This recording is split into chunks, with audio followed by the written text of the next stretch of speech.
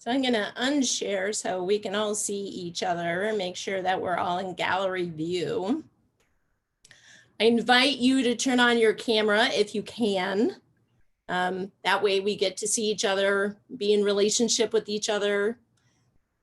And I just think it makes it for a teeny bit more personal meeting than we usually get to have. So if you can, I totally appreciate if you can, turn your camera on throughout the process. So Susan, how are we doing with everybody? So we are missing a few folks. We are keeping an eye out for Cleo to come in by phone. I have not seen him in yet. So we're short probably 10 folks or so. Okay. Well, why don't we go ahead and get started with the Zoom etiquette and all of that. And as they come in, we'll again go back into this beautiful gallery shot, and maybe we'll take a picture of everybody's smiling face. So I'll go ahead and share again and get us started. So welcome. As most of you know, I am your co-host and facilitator, Christine Moses. And we again have Susan Heyman with us, who is our Zoom manager and co-host. We also have Janelle Bell from Espousal Strategies. He is the facilitator for the COAC committee, one of the committees that is also tasked with working in the I-5 Rose Quarter area. And then we also have Stephen Holt and Erica Warren from Tri-Excellence, who facilitate the Executive Steering Committee.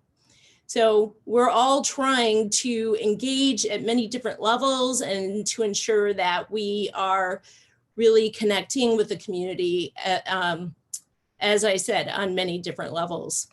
And all with a focus on restorative justice and economic development. So thank you so much for being here this evening. I invite you to remember to grab your journals or notebooks, because we will be spending some time journaling and reflecting this evening. And then I discovered this like super cool Zoom tip.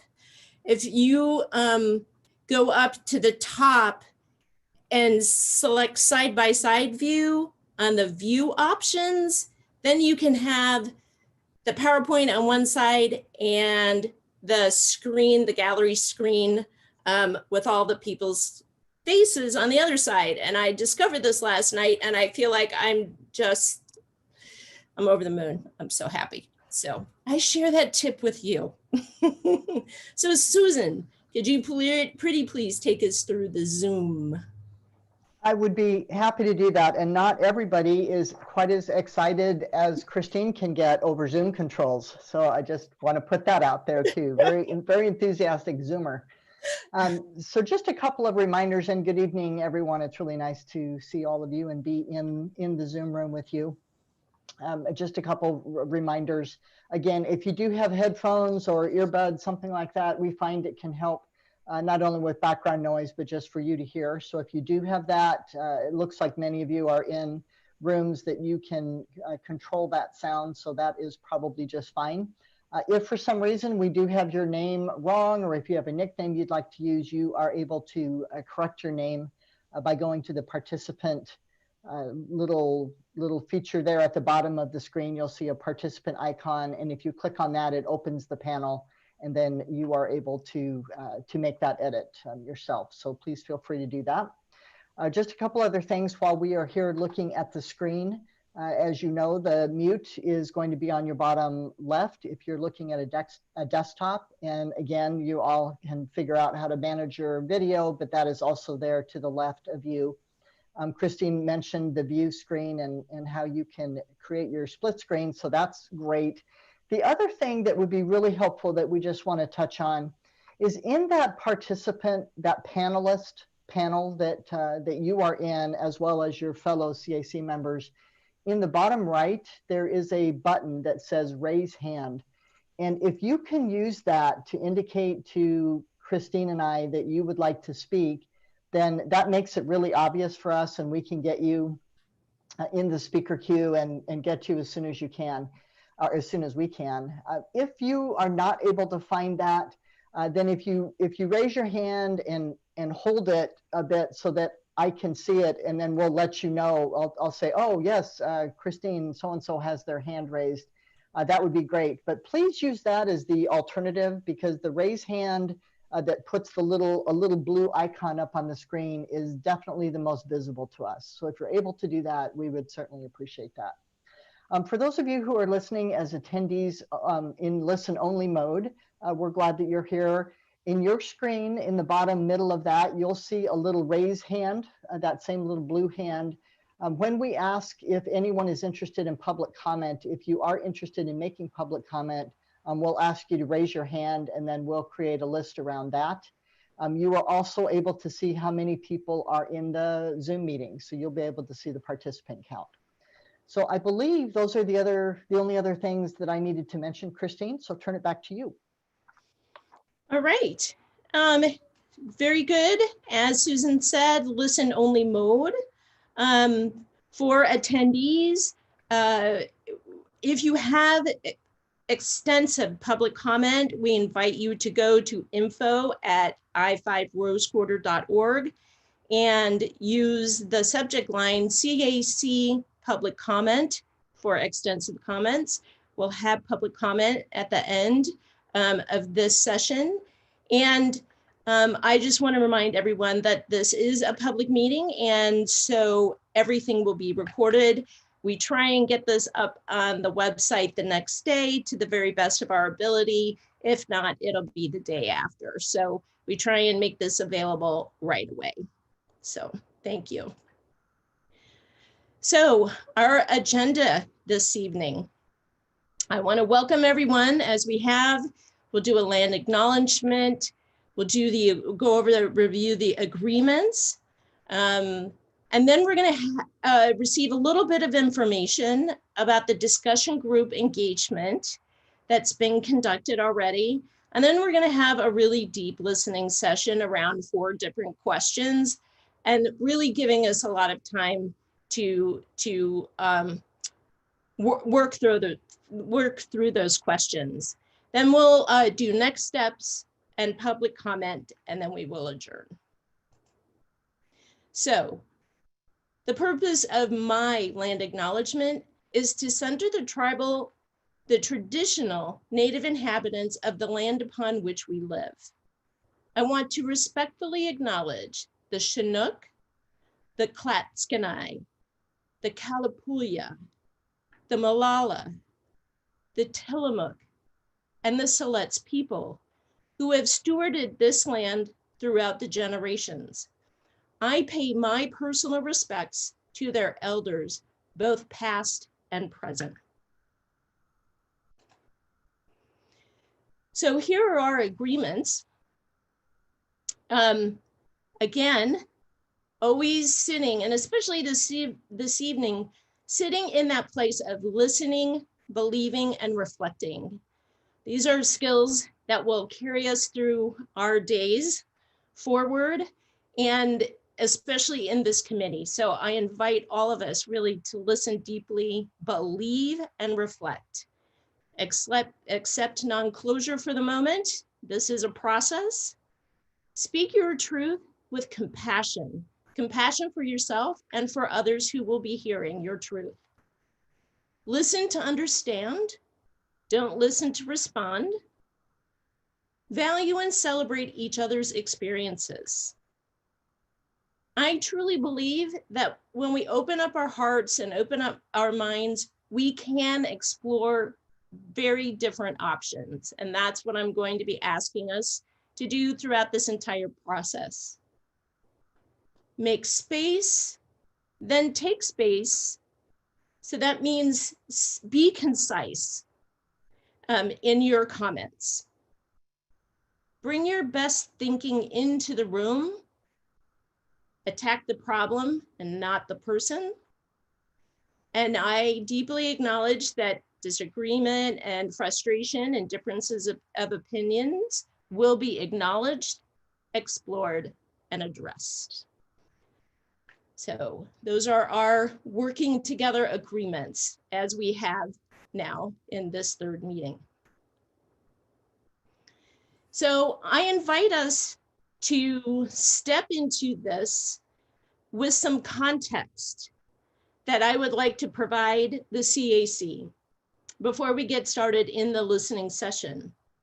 I'd like to introduce April DeLeon Galloway to talk a little bit about the community engagement that's been done so far, and then introduce our two speakers, Will Miller and Janelle Bell. I'm going to stop sharing my screen so April can lead us off in this short conversation. April? Thank you. Yeah, thank you, Christine. It's great to see all you guys here tonight. I appreciate you making the time to be here. I will be super quick, and I'll hand the mic over to Will. Just wanted to introduce kind of the discussion group process. The project team hosted, and this is just one of many times that I may come back to the committee and talk about engagement and get your feedback. And so just bear with me for just a second. So we hosted a series of discussion groups, 4 in 2019 with individuals in the Black community and 1 in 2020 with individuals in the Native American community. The discussion groups were facilitated discussions with individuals whom we hadn't engaged with before, so that we could hear new voices. So as you know, there are real barriers to participation in the design and development of a project like this for many families in the region for various reasons. And that's certainly the same for many who have been historically harmed by the construction of I-5.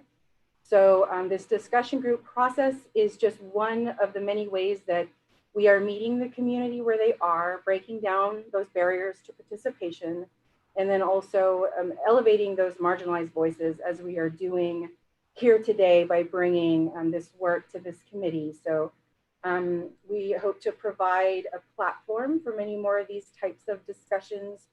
We know from the reports that we have a lot of work to do still. So we want to respond to the community, be completely responsive, and develop a project that we can all be proud of. So the work is continuing, and we are working on action items lists for all of the committee and discussion group recommendations, and using the feedback to influence our work. So definitely more to come on that. So without further ado, let me introduce Will, and he can talk to you about the Native American discussion group.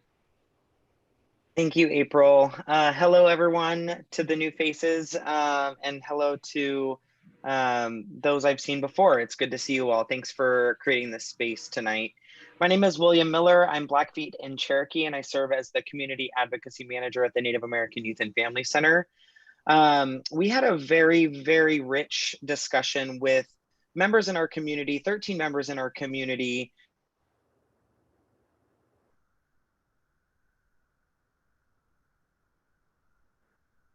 Uh-oh, Will. Elders, we had youth. So every you know, from youth to elder, we had everyone in between who were excited about talking about this project, their lived experience in the region, and their association with the corridor. Huge conversation. There was a lot of conversation around the history of the region, how it was historically an African-American neighborhood or is, and the ancestral ties to the first peoples of those lands in which the project is being talked about. Lots of people had concern around the intent of the project and who was benefiting most from the project in terms of, was it the construction? Was it, you know, who's getting money out of this project? There were some folks who mentioned displacement and concerns about displacement of the businesses in the region, and wanted to make sure that those businesses weren't necessarily being pushed out as a result of this project, but excited to relocate because of the vision of the project. There was some concern around lack of transparency for our Black Indigenous communities of color, and you know, our community felt that often folks come in and ask information of our communities, and then they don't get follow-up, or there's no connection to the end result of the project. And so that was very, very poignant in the discussion. Was those who were at the table providing feedback wanted to make sure that they were part of the process, or there was some sort of feedback loop seeing this project through. There were also some concerns about the climate impact, and a climate impact statement was brought up to evaluate the carbon emissions and things like that happening in the region, not wanting to add to our growing carbon footprints. There was conversation around implementing green spaces and connection to land, connection to tribal identity in the region. Thank you for that land acknowledgement. I fully and wholeheartedly appreciate that. So implementing things like that and tying it back to the ancestral ties of the lands in which the project is going to operate on. There were some recommendations that came out of the conversation, and I just highlighted a couple of them, but it was to create an opportunity for community to come together, whether that be a park, whether that be a green space, but community wants to come together more and wanted to see that highlighted in the project implementation. There was a conversation on how we can uplift and provide enrichment experiences for our houseless population. So creating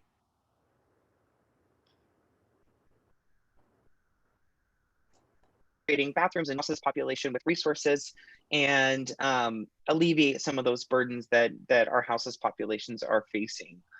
We wanted to, the conversation in terms of the art centered around elevating our Black, Indigenous communities of color who have historical ties to the region. So like I mentioned, it's a historically Black neighborhood, elevating artists from that region to come and provide beautiful pieces of artwork, but also tying it back to those who called this land home first, our American Indian, Alaska Native populations. So it was a very rich discussion. There was a lot of concern about continued transparency, carbon impact, and the need to stay informed throughout this process, but also the need and the want to make sure that our community stayed connected and had a sense of community once this project was complete. So we had a really, really great discussion from those who were business owners, those who were youth in our Many Nations Academy at NAIA, and elders in our community, and everyone in between, right? We had a lot of great discussion and a lot of really, really great feedback. So I would encourage you all to look deeper at the report, and I'm excited to continue to have the opportunity to report back to you all. Thank you so much, Will. Do you mind entertaining questions? We do have some time to be able to do that. Sure. If people have questions, I'd be happy to open the floor to do that. If anyone has questions, feel free to raise your hand. I see that Jasmine has raised her hand. Hello. Yes. Hi. I wanted to just point out that this conversation that you're talking about, a lot of the concerns that were brought up are the same concerns that this committee has also addressed. We've talked about the climate impact. We've talked about who is benefiting from this project really. Is there going to be displacement as a result of this project? And also, is there more transparency, like feeling like our input is actually being considered and used, or we're just sort of signing off on something that is out of our hands? And I just found that like very striking. It sounded just like our last meeting where we talked about different concerns that we have. So I just wanted to point out that they are all shared concerns, and these are things that people continue to bring up over and over again, and they're, you know, these are the types of things that I think the committee, that when they ask questions, what people are concerned about, like we're telling people again and again the same thing across the board. Thank you so much for that. It's great to know that like-minded folks are at the table. Anyone else? Thank you so much, Jasmine.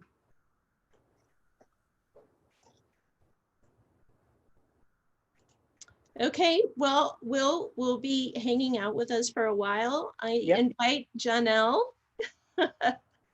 Great. Well, thank you, everyone, and good evening.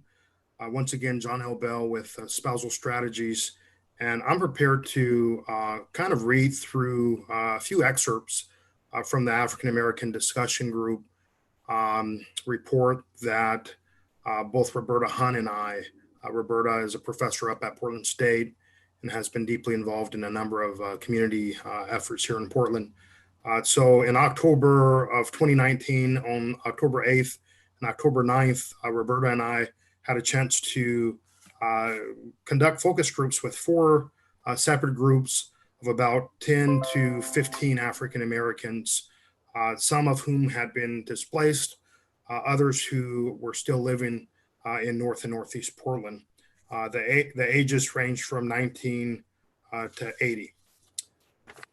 The focus groups were conducted at the Urban League in Northeast Portland, and participants, they received $125 in recognition of their time. So that was an effective best practice strategy of really, incentivizing the experts to participate. So in looking at key themes, and the way in which I'll do this is I'll talk sort of key themes and then some of the recommendations and then the facilitator's recommendations. So bear with me as I kind of walk you through this document. So the first section is the discussion groups revealed the following project-specific themes. The first was that recognition that congestion needs to be addressed. Most participants agreed that congestion was a problem in the Rose Quarter area and it should be addressed. However, the groups generally disagreed with the proposed design concepts. They thought that the auxiliary lanes in the Rose Quarter area would not alleviate the problems without addressing the I-5 interstate bridge crossing first. The second issue that had come up was limited support for the project elements, and this came up a fair amount. Across all groups, there was limited support for the project design concepts or elements. Some saw the potential benefits to the region as a whole, but did not believe that the proposed project improvements represented the needs of priorities of African Americans in Portland. The significant investment in additional bike lanes was a strong indicator that the current project will primarily benefit white people in Portland. There was a powerful sentiment that because of the historic and structural racism that has limited the economic mobility of African Americans, fundamental aspects of livability, such as housing, affordability, and education, should be prioritized before bike accessibility. And just a note on the bike accessibility issue, what was fascinating about the focus groups is talking about the bike lane expansions and pedestrian improvements by and large were sort of a trigger for African Americans in this focus group. One person said, well, it's clear ODOT's not building this project for us by focusing so much on bike lanes. So that was pretty interesting. Distrust in ODOT and government writ large. The history of displacement and disenfranchisement of African Americans at the hands of ODOT and other government agencies, including the city of Portland, was a strong theme across all groups.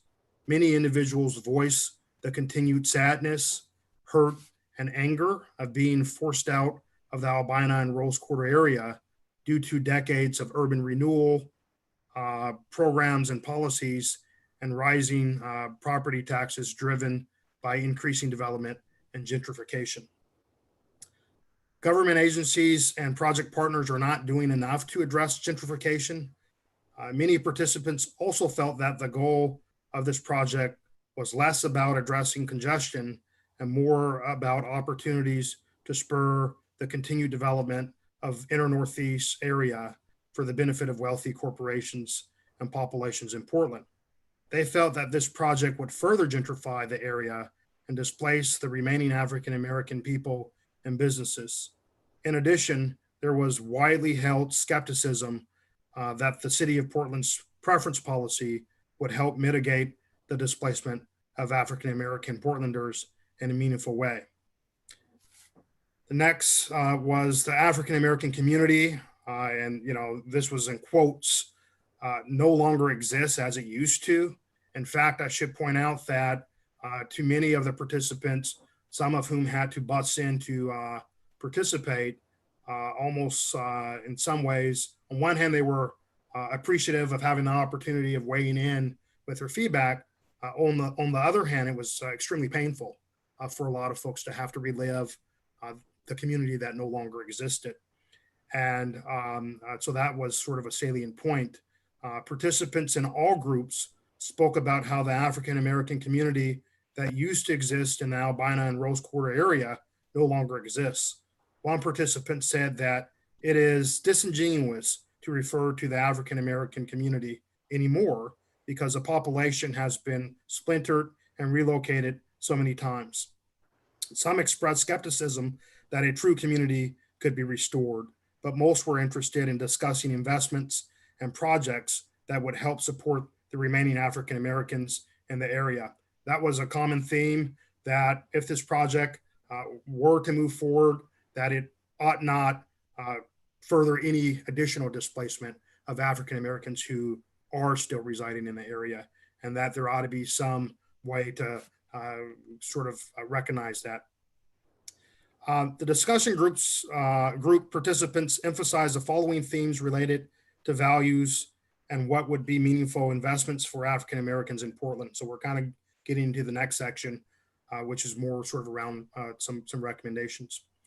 So the first is opportunities to build generational wealth. All groups spoke at length about the importance of having opportunities to build generational wealth for their families. Many people express that the loss of properties going back decades had severely impacted African American families' ability to pass assets down to future generations, thereby exacerbating the racial wealth gap. The primary methods discussed by the groups to help address the issues were through property ownership and new sustained business opportunities. Land banking came up a fair amount, whether or not in the course of this project, as property is being sort of purchased, might there be an opportunity for land banking to create some sustained African American wealth and technical assistance for businesses. I'm going to jump a little bit. The next is prioritizing African American owned businesses. Conversations about African American owned businesses were closely tied to housing. All groups supported the prioritization of an investment in African American owned businesses wherever possible as a way to build generational wealth. Prioritizing the health and education of young people. All groups expressed deep concern for the well-being of the students attending Harriet Tubman Middle School. Many wondered about adverse health effects as a result of bringing the highway closer to the campus, and what steps could and should be taken to address them. Suggestions ranged from an improved HVAC system to completely relocating the school to a safer location nearby. Increased involvement and representation. All groups said that they were grateful to be a part of the conversation and express a desire for continued involvement. In addition, they advocated for increased representation in the project at ODOT and in decision-making bodies across all agencies. So I'm going to conclude a little bit here. Discussion group participants expressed a deep-seated distrust of ODOT, the City of Portland, Prosper Portland, and other government agencies stemming from a long-standing history of displacement and disenfranchisement of African Americans in Portland. As a result, there are concerns about the project as it stands. Participants did not feel that this project had been designed with them in mind and did not see how bike lanes or additional parks on the highway covers would benefit them. However, most participants expressed gratitude for the opportunity to take part in the discussion groups and a desire for increased and continued involvement. To make the project beneficial for African Americans of Portland, most participants agree that it will be necessary to employ creative solutions and collaboration across agencies to prioritize significant investment in housing affordability, African American owned businesses, education, and representation. So Roberta and I, we attempted to synthesize all of this information, and these are our takeaways. So the final takeaways for this report, as summarized by the group facilitators, Roberta Hunt and John L. Bell, are as follows. First, listen to the authentic voices from the community.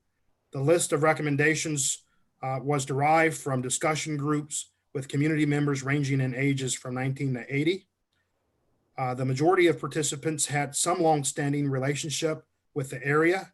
We recommend that ODOT use this as an opportunity to lean into the recommendations of the community to change the way that it both engages community input and utilizes community recommendations. The second is to convene a think tank of African American policy and community stakeholders to review the recommendations from this report. Have this group prioritize the listed recommendations and work with ODOT to incorporate these into its work plan. Implementing this reprioritized work plan would require the participation of Portland Public Schools, City of Portland, Metro, Prosper Portland, and Multnomah County, as well as community stakeholders to leverage funds for a more holistic and community-centric project. And finally, involve African Americans.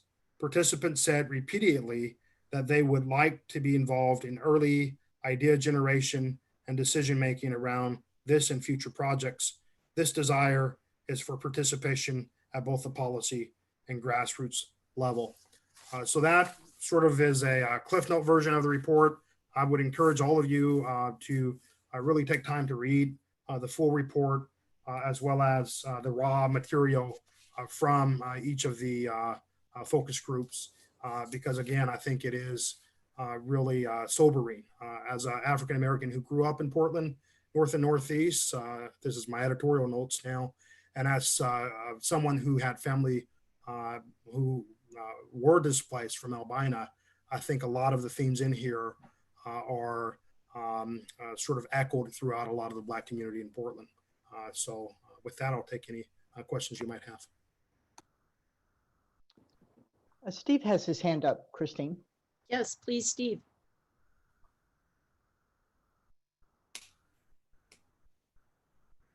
Steve Cackley, unmute yourself if you can, sir.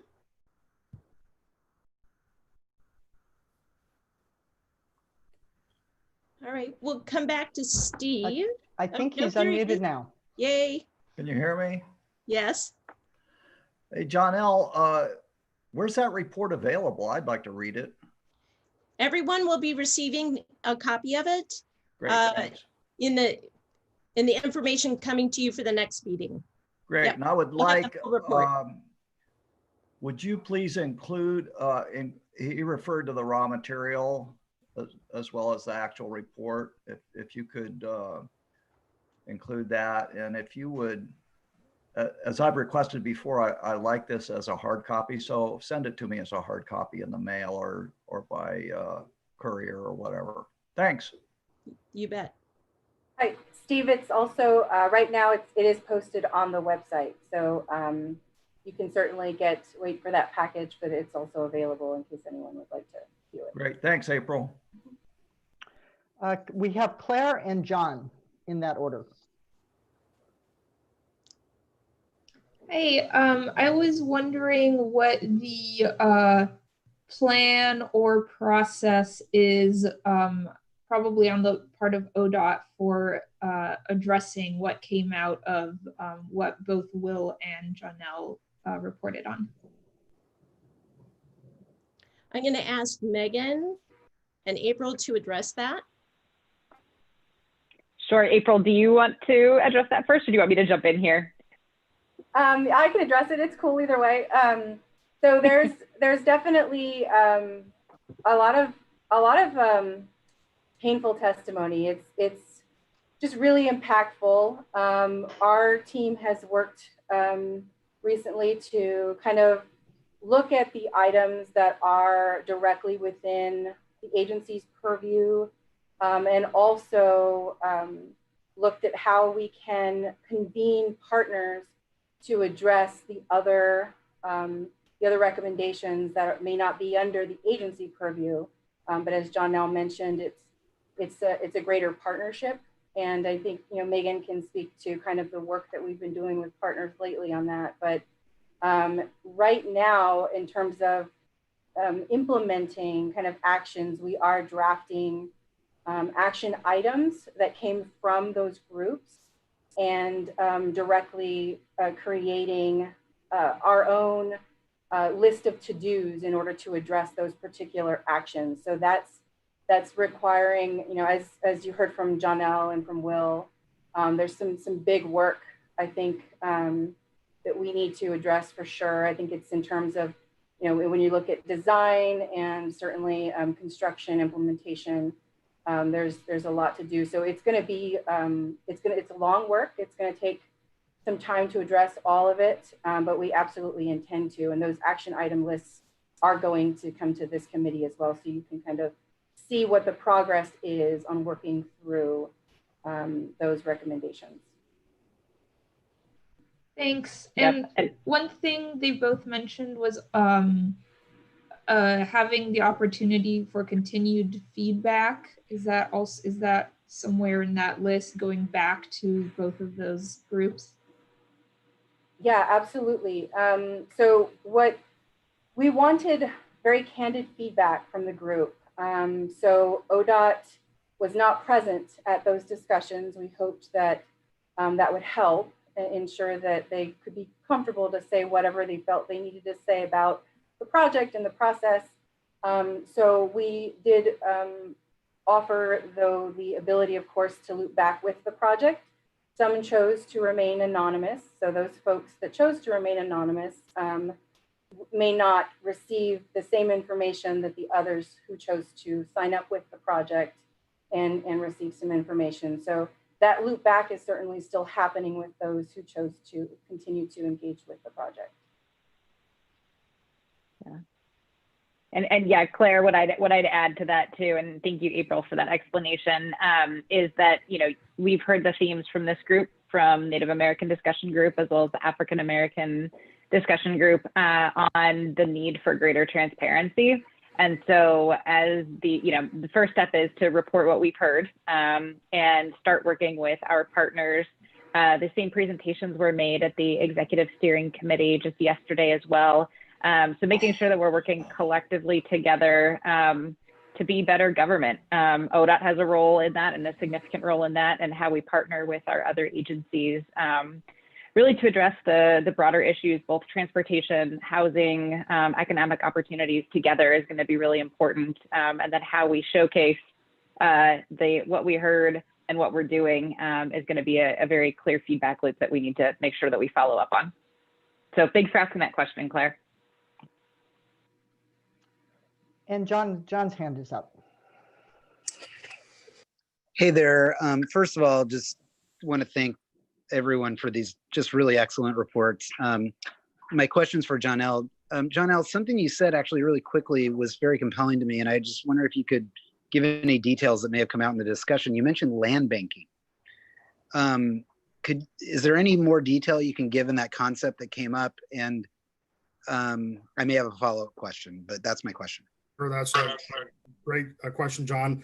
So a little bit of context. So Roberta and I, across all focus groups, it was very challenging to get folks to think prospectively because there's so much hurt, so much pain, so much distrust that to get folks to think about, if the project were to happen, what would be some positive elements you would like to see?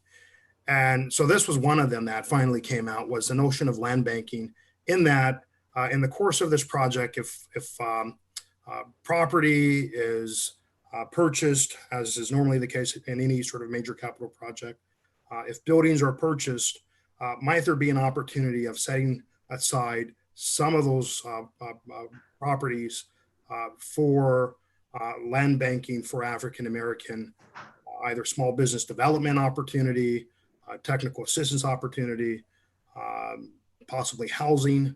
And so it was just a general theme that there ought to be a way for the government agencies involved to come together and protect land in some sort of covenant that would at least work in some small way to sort of rectify some of the harm that African Americans had experienced in Albina. And part of this is connected to the fact that, and we had several folks who remembered when Albina and Williams were bustling with African American businesses.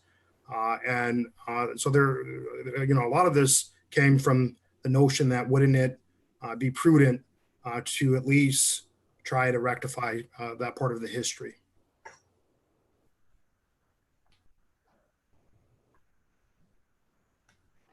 Any follow-up, John? Only just, hey, John, I'll thank you for that explanation. It's really great. My follow-up is just a comment that this is a really compelling concept for me. And if we're keeping like a list of just things that have come up here, I just think that's a concept I'd be interested in us exploring more at this committee. So just thank you for that. Thank you. And Christine, John Washington's hand is up. Sounds good. John, please. I need a little bit of perspective here, just a little bit, because I'm not so sure how this group interfaces with this committee. So how did they come about, and who commissioned them to do this study and this kind of stuff? So could somebody give me a little background on that, please? How this report, how did all these study groups and all this stuff take place? What initiated that, and then in what capacity were they? Somebody authenticated them or gave them consent or a contract, whatever. So how did this come about? Are they part of this committee? Is that okay if I? Yeah, go right ahead, April. So John, I please let me know if I don't fully answer your question, but I think you're asking about how the folks were recruited for the focus group. Did you guys get a contract from somebody? Are you contracted? Are you part of ODOT? Not ODOT? Who are you people? It was a recruiting firm that went ahead and recruited these individuals because, like I said, it was really important that we hear from individuals that we hadn't heard from before, that hadn't previously engaged, so that we could hear some new and kind of candid feedback. So that those individuals were recruited through a recruitment firm. Okay. And because I was one of them kind of people who knew what Vanport, all of them things was like for those many years. I sit as the chair of the Soul District, and you had those meetings. So how'd you outreach to get to people and to give them that $150 to come in and have that conversation with them? That was done through the recruiting firm. Okay. So in light of the first track that came through, the first effort to push this process through, were you people a part of that first effort also? There was a community engagement part about the highway, about the I-5, all that last year, and a whole lot of pushback, a whole lot of protesting, all of that kind of stuff. Were you people still part of that process also? That was, I think you're referring to the environmental assessment comment period. Is that right? Right. Earlier last year, around February, March timeframe. So there was a public comment period at that time, yes, and there was a lot of public engagement around that as well. Okay, I just needed to get some clarity and some background because a lot of what I'm hearing is generational wealth, all that. Did you ever take the time to go and speak to people like PCRI and all those the affordable housing programs and displacement mitigation, people who, Maxine Fitzsimmons, all these people, did you guys ever get an opportunity to speak with some of these originators of some of these concepts such as generational wealth preference policies and any of that stuff? Has anybody talked to any of those people? Yes, so the preference policy is city program, so that the city is certainly a partner on this project as well. So they were involved in that. We also did reach community-based organizations and did faith-based outreach earlier last year. I'm hoping that answers your question. Yes and no. I mean, because I've never heard of you. And, you know, and I've never seen any kind of propaganda, no kind of communication can't come through our organization about these kinds of meetings or any of these kinds of things. So I was just curious as to where you did your outreach. Yeah, Okay. and John, this is Megan Channel, I'm the project director. I'll just chime in here as well.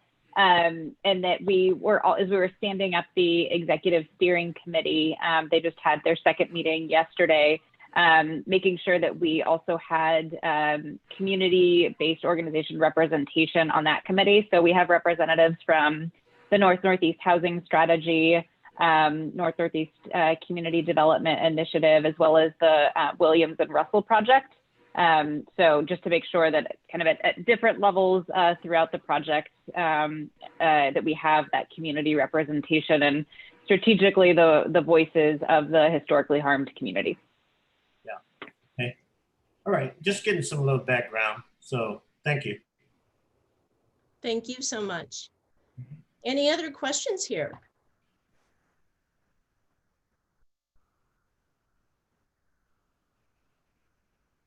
I don't see any hands. Very good. Thank you, Janelle. Thank you, Will. We really appreciate your hard work. We will be sending out the reports. I do not know if the whole, field notes can go with that. I for sure know that the reports can go. I'll double check into that and let the committee know. And I invite us to move into the next portion. So I'm going to go ahead and share my screen and again say thank you so much to Janelle and to Will. Thank you. Thank you. Thank you. All right. So I hope that was a helpful conversation, kind of giving us some context. When I was planning this meeting, we were gonna just plow through and, do great work and get into the covers and I actually was really like knocked to my knees with events that have been happening across the country and here in Portland. And I just felt like we had to stop and listen. And I am very blessed to be in a safe place. My husband is recovering from COVID, and yet I'm really scared to walk in my neighborhood. And because I don't know every police officer. So I thought that we really needed to listen to each other and to lean on each other and to give each other an opportunity to come together as a community around this issue, around transportation, and really deeply reflect and hear each other this evening. So that is what my intention is for this listening session. So here is our context. Megan and April have been participating, but now they're going to listen. And I will ask you to create questions and ask for data or whatever it is, but they're not going to answer for the rest of the evening. And they're just really going to take notes and they're going to listen. And our partners should be listening also. Because we want our partners in ODOT to be held accountable to address the community feedback as the project is designed and built. We will have note takers to make sure that all of this information is captured, and as standard practice, this is recorded, so we'll be able to have this up on YouTube. And, you know, there are limits to their purview, but I also ask us to really think and probe and push and challenge assumptions and push boundaries in this process.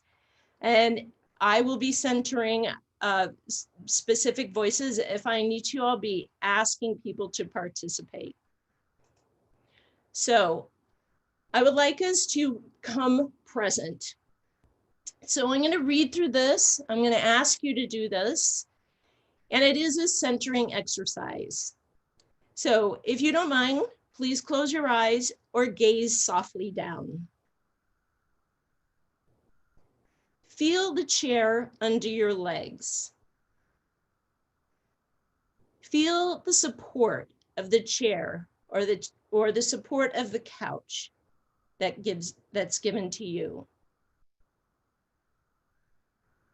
Breathe in deeply through your nose, slowly. Hold for a second and breathe out through your mouth slowly.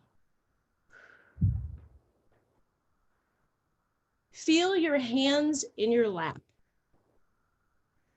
Feel how they are supported by your legs. Breathe in deeply through your nose. Hold for a second and breathe out through your mouth slowly. Feel your feet on the ground. Feel how the floor supports your feet. Breathe in deeply through your nose. Hold for a second, and then breathe out through your mouth slowly. Slowly open your eyes and breathe normally. So we're going to start the listening session. So grab your notebook, pretty please. And if you don't mind jotting down, of course, I will be able to remind you what the question is. I'm going to give you 1.5 minutes to reflect on this question, and then I'll stop sharing my screen and we'll have a conversation. So given where we are in the world at this moment, how do the recent social justice demonstrations relate to the work of this committee? Go ahead and reflect and jot down your thoughts.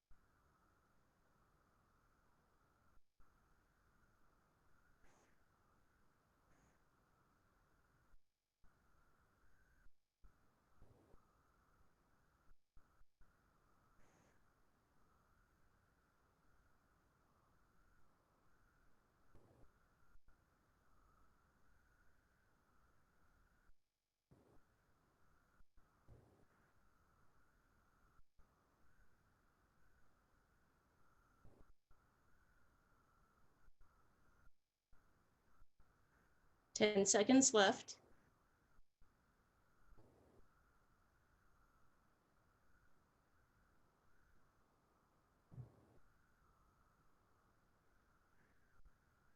Okay, I'm going to stop sharing. Come back into gallery view.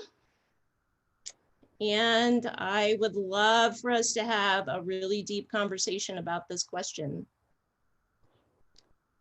Who would like to start us off?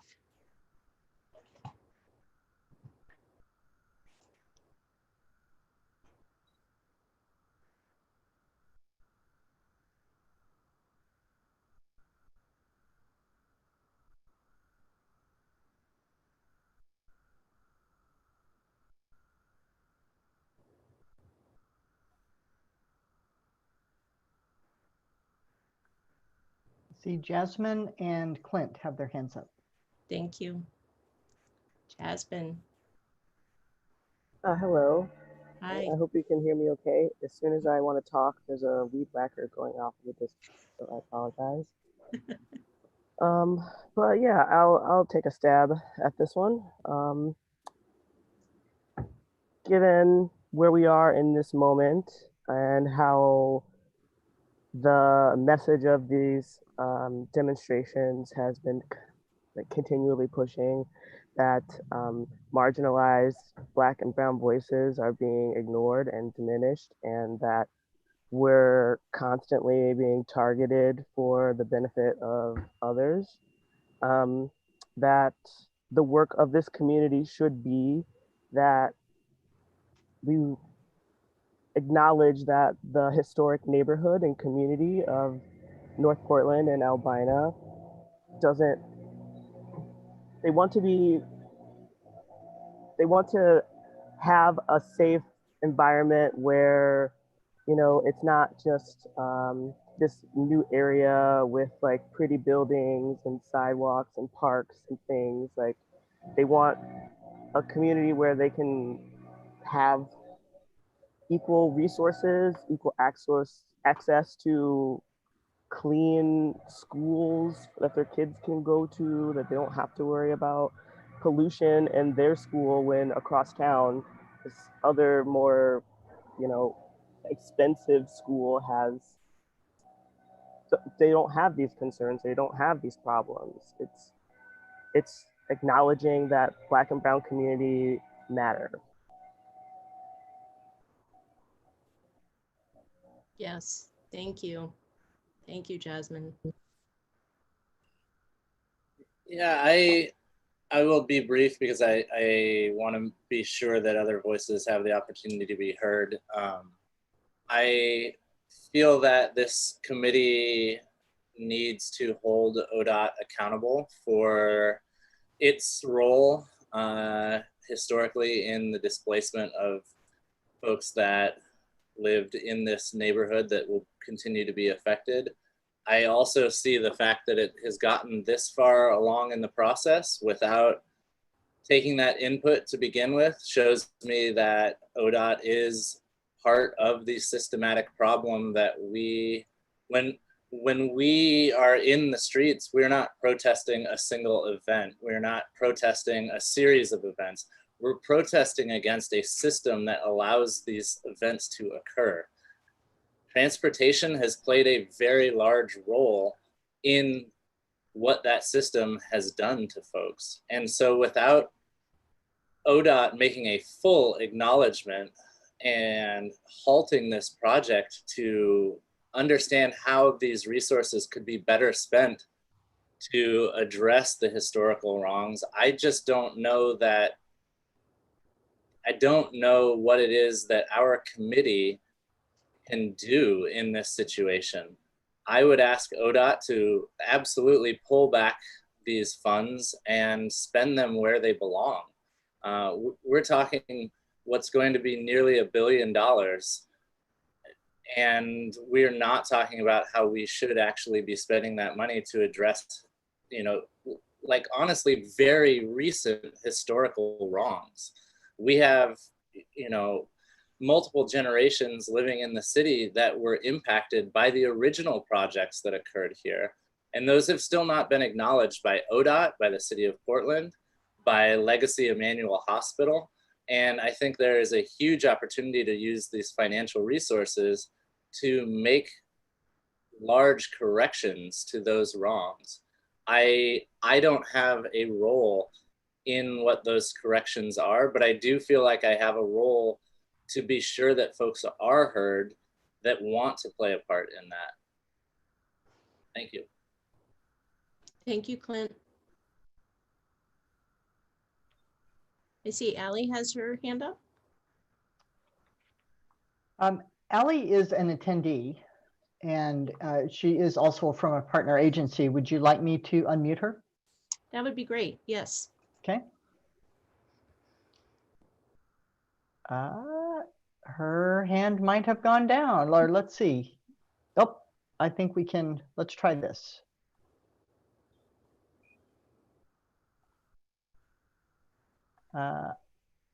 Allie, we have you unmuted. Did you want to make a Susan, comment? can you hear me? Yes. I'm sorry, that was on accident. Thank you. Okay.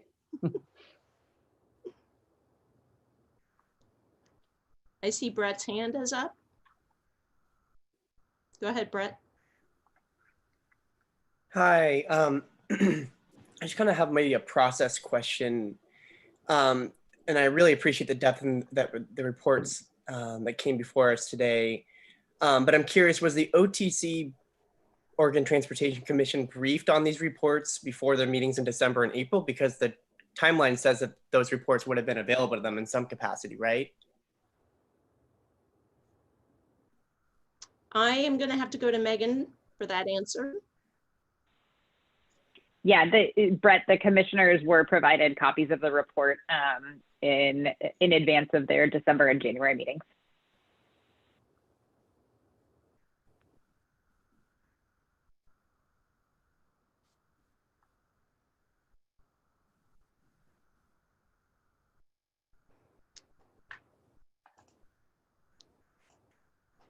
I am going to acknowledge Renee Mitchell. Her hand is raised.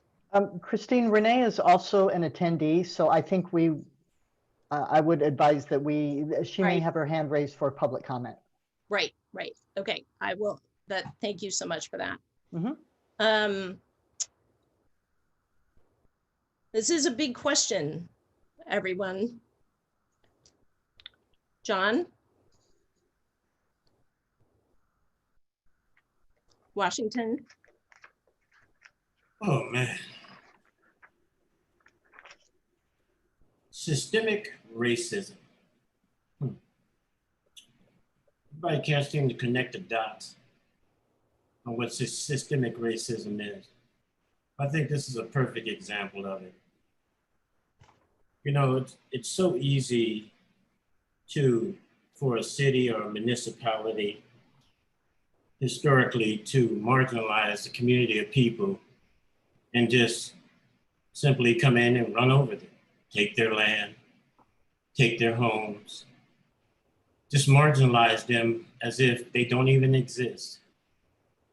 You know, as you was taking us through that process, you know, I continue to think about the invisible man and that syndrome. And, you know, for me, I'm sick and tired of it. You know, it seems like we as Black men tend to always get invited to a war or get invited to an opportunity while everybody else shows up with a sword and a shield. They get us to show up. And most of the time, we can show up with a shield, but nothing else. Tend to never have an ability to defend our homes, our families, our children. You know, I'm at this place where enough already. You know, the voice of the Black man constantly marginalized as if we don't exist and as if we don't matter. You know, there's one thing to trying to beat my flesh, but it's another one trying to rob my dignity and my soul. You tie my hands behind my back, you come into my home, you hurt my children, you disrespect my land, and then somehow or another you want to dictate my response. I think not. I think not. I think that the time has come now where it's time for you to respect people. Respect somebody else other than yourself. Respect somebody's home. Respect somebody's family. And it is also incumbent upon us as men to begin to circle the wagons. That is why I'm sitting here. I'm sitting here because I am sick and tired of the perception that we don't know how to defend ourselves. You know, it's one thing to go on the attack and to be aggressive. It's another to be angry and all that. But it's another one to simply be a man with a family, with children, with a community, in this sense of impotence. There ain't no greater harm to the male sense of who they are, the self, than to deprive him of his spiritual elements of who he is and what he exists for. And to me, what man, to a greater degree, exists for is to defend the lesser amongst us. And for me, what is elicited in this request that you're asking me about is the fact that I'm no longer willing to stand idly watching this type of atrocity continue to happen. This is a great opportunity for me as a man and for others that, like me, to have a sense of dignity and some self-respect to stand in opposition of tyranny in our communities. And for me, what is most important is that we continue to reinforce the fact that this will no longer be okay to continue this way of thinking and behaving in relationship to the communities of color and Black men in specific. I ain't talking about feminizing my voice. I'm not talking about hijacking the civil rights movement. I'm not talking about all those things that have occurred, but what I am talking about right now is time for us to stand and deliver. And so what I'm hoping to accomplish in this process is the fact that ODOT can no longer just run a road of racism through our community any longer. So that's where I sit. Thank you so much, John.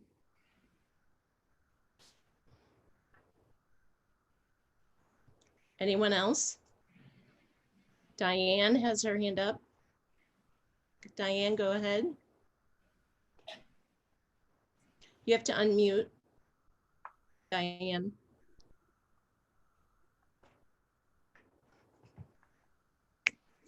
Am I unmuted now? Yes, you are. Okay. Thank you. I feel like this is just another way for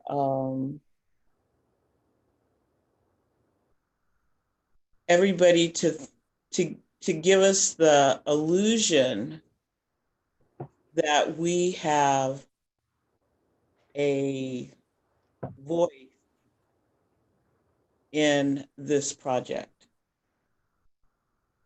Because I think you guys are taking all this into, because it's already been planned. Everything has already been planned. I know it takes a lot of money to make these plans and put them out there and stuff. And I'm trying to figure out exactly what you guys really are trying to get from us. Because it looks like everything has already been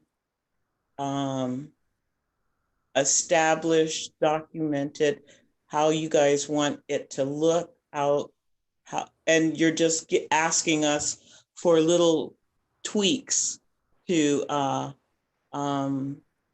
implement your plan, which we don't really want. Because whatever we do, I don't think it's going to improve our environment. It's not going to have an effect on the way things look, how accessible it's going to be. It's a way to placate us into believing that we are somehow involved. And I think it's like dubbing us into believing that we have a voice. That's all I'm saying. Thank you so much, Diane.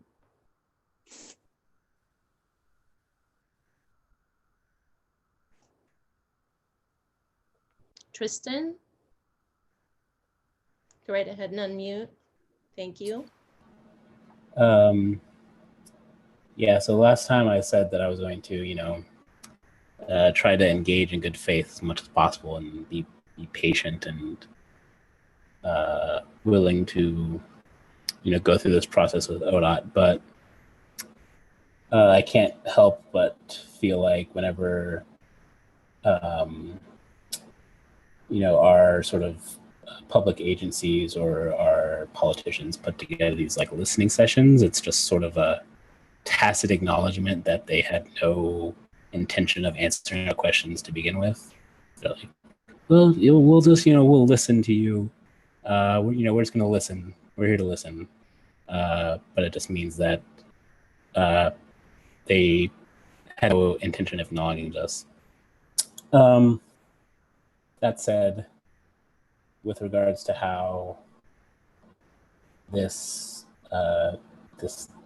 discussions happening in this committee relate to the sort of demonstrations that have been going on recently, it's kind of like it just highlights this sort of lack of imagination that exists under like white supremacy and capitalism, where you just can't imagine any other way to do things. It's like, how do you stop crime? You use cops and you shoot black people. How do you fix traffic, or how do you improve a neighborhood? You build a highway through it. Build so that freight can move more quickly, and so people can move more efficiently through like what should be somebody's home. And there are other ways to do these things. There are other solutions, but the system that we're under has such a narrow view of the world that our decision makers just can't even imagine anything different. And even when people like do the work of saying like, hey, we can defund the police, we can invest in community, we can invest in healthcare, we can invest in housing, we can invest in all these other things, that analysis is just tossed aside as just being impossible. And it's the same thing's happening here, where we're like, don't build more freeways, invest in public transit, invest in alternative transportation, invest in stuff that actually helps the community to heal and to grow, and isn't just a pipeline for big corporations to move wealth through the city. Yeah. Thank you, Tristan.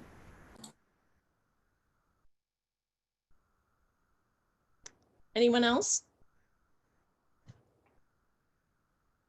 Brett? Yeah, I guess I just wanted to chime in on my earlier question because I'm just trying to find the words to contextualize it. It sounds like then if the OTC and ODOT was briefed on the reports we heard from earlier, there's been a knowledge of the frustrations that are felt in many of these communities for quite a while. And to know that, and to know that the projects haven't been changed or drastically modified in any way seems like a real exercise in frustration, I would imagine. So beyond that too, I think, actually, I don't think it's my place. I'm going to stop there. Thank you, though. Thank you.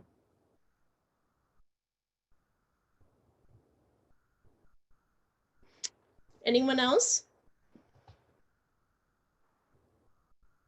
All right. I'm going to invite us to go on to the next question. I'm going to share my screen and give us a minute and a half to reflect.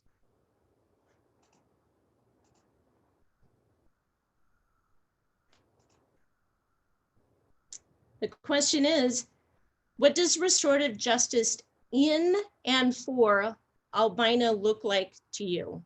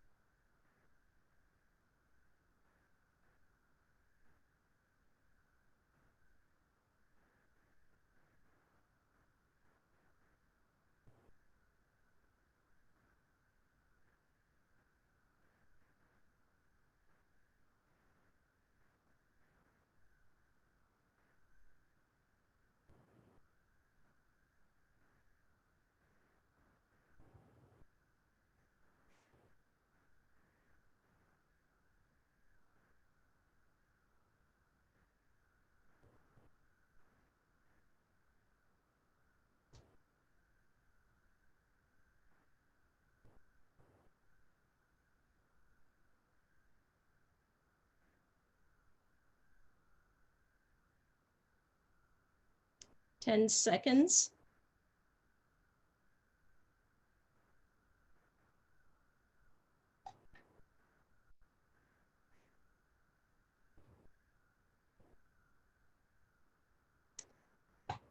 All right, I'm going to stop sharing, come back together.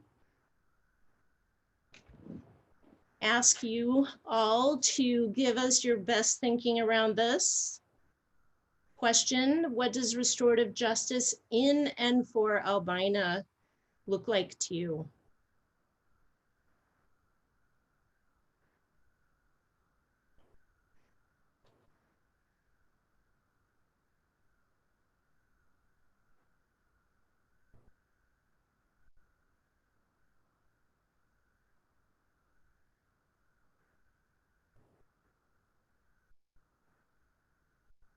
Jasmine, thank you. Go right ahead. Thank you. Restorative justice, particularly in and for Albina neighborhood. Well, when we think about restorative justice, then we're thinking there's been some sort of harm or wrong that's been done, and we want to correct that harm. We want to make sure that those who have been negatively impacted or made the victim of something, they're able to have some sense that that wrong has been righted. And that can be done in a number of ways. And one of those ways would be reinvesting money back into that neighborhood. That's what the people in that neighborhood are asking for. And so the people who have been displaced, who have been victimized by the expansion into North Portland previously, restorative justice to me would be then using the money that was going to be allocated to this other project that people aren't asking for, and then use that to provide services or help with preserving land for people so that they can have opportunities maybe to buy property or to put a business and to build, generate wealth, have access to resources versus just expanded bike lanes. You're listening to the victim, and then you're finding out how you can right that wrong, and listening to what the community has been asking for. They've gotten like bullet pointed lists of things that they've been asking for, would be restorative justice in the Albina area to me. Thank you. Thank you so much for that, those thoughtful comments. John Washington. Restorative justice, huh? Well, first and foremost, what I do is if this was a grab bag that you can put all this stuff into and hand that to the people in the community, first thing I would put in there is an unlimited card to mental health services. Number one. Number two, I would do land reparations. I would make sure that land was set aside to some degree to restore that reality for people who have been somehow marginalized, mitigated, deceptive, deceived, all of that good stuff that they do on a regular basis. Then I look at housing, the opportunity to have business, a hub of business where people in those communities could have some control over their own destiny. But a big part of it also, I would try to control the narrative a little bit more also.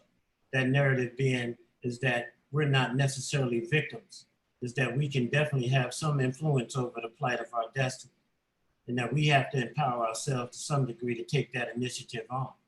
Because even though if you give broken people opportunity, they're gonna only come up with broken opportunities. So sometimes, some place within all of that, we gotta also have restorative justice in the people within themselves and also externally. The monetary aspect of what we live in a capitalist society today. People do business with gold while they keep wanting us to do business with marbles. It's a different kind of reality. So there needs to be that economic reparations to bring that up to speed. But most importantly is that as we build our external realities up to speed, we must also build our internal realities to go along with it. Because success can't beget success not unless you have success inside of you. So, you know, failure begets failure begets failure. So, so those are the things. Let's see, and then some community policing.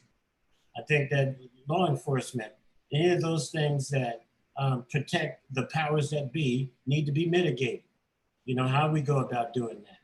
You know, but there definitely needs to be some opportunities for Black people in those communities to have some control over their own destiny.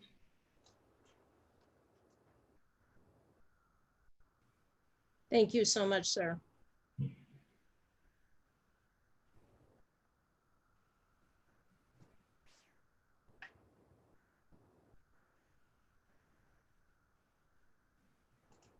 Who else would like to jump in?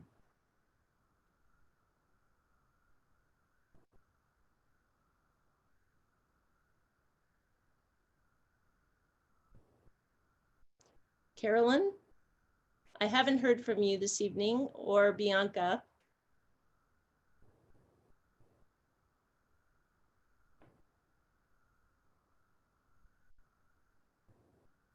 Okay, can you hear me? Yes. Okay. Yeah, no, I was the other question I was gonna do. But first and foremost, we gotta work together. I mean, not just ODOT or whatever. Blacks need to work with, you know, each other. You know, whites need to work with it. We all need to work together, you know, come together and, you know, let's see this, you know, let's see what can be done. I mean, because, I mean, like you said, there was a lot of displacements and everything. And when they wanted to come back, they couldn't come back. I mean, like, I've been here forever. I'm not going nowhere. I'm gonna die here where I'm at, you know. So, you know, we just need to come together and figure out something. I know that there has to be some kind of solution to this. You know, they just can't say, I mean, you know, we're on this committee and everything. And we do feel like our voices, you know, we just in here and they listen to us, but they already have this planned out. But you know what? If you speak your mind, things can change. You know, they can change, and maybe they will hear us in the long run. That's all I have to say. Did you hear me? Yes, Carolyn. Yes, Okay. we did. And Okay. deeply appreciate your optimism. Thank you. Uh-huh.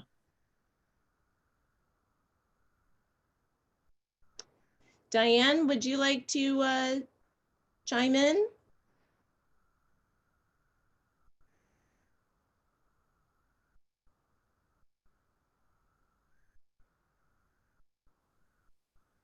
Or Bianca?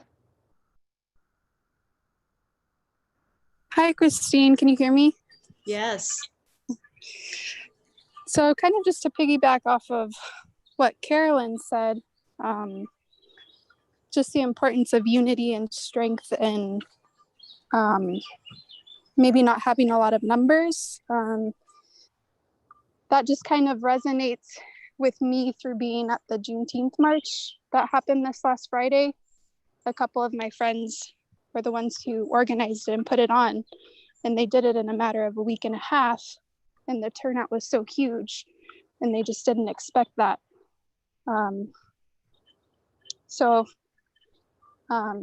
Yeah, just kind of going back to what Carolyn said, that there's strength in maybe if you don't have a lot of numbers and people, that's okay. If you have a vision for where something wants to go and you want to see it through, then it can happen. Thank you so much. Thank you for that. Anyone else?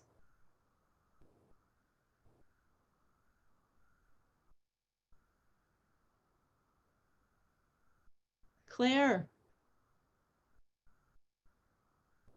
Go ahead and unmute. This is very pie in the sky, and with the caveat that I don't live in Albina, but taking the words restorative justice literally, and that word restore to me says try to restore it to the way it was. Take out the freeway, give the land back to the people who got displaced. It's radical, but we need radical change at this point. I like radical thinking. I encourage it.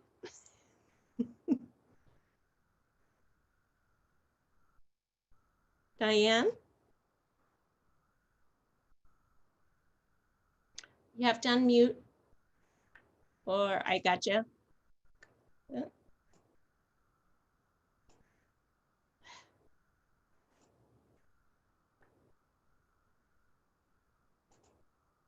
Try again.